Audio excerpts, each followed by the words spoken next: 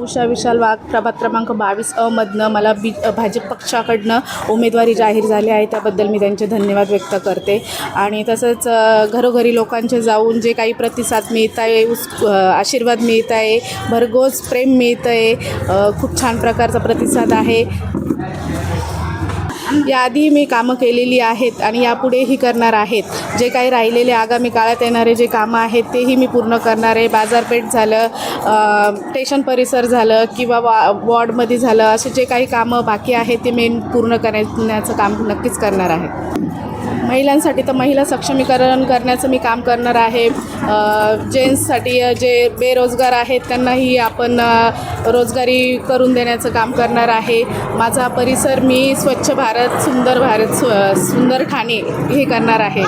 काही भागामध्ये विकास झालेला आहे, काही भागामध्ये राहिलेला आहे. येणाऱ्या आगामी काळामध्ये आपण तेही करणार आहेत. महिलांसाठी सक्षमीकरणाचा विकास करणार आहे. तसेच एरियामध्ये CCTV कॅमेऱ्याचे महिलांसाठी संरक्षण करणार आहे. परिसराचा विकास हाच माझा ध्यास. येत्या 15 तारखेला कमळासमोरचं बटन दाबून भरघोस मतांनी मला विजय करावा, हेच मी जनतेला आव्हान करणार आहे.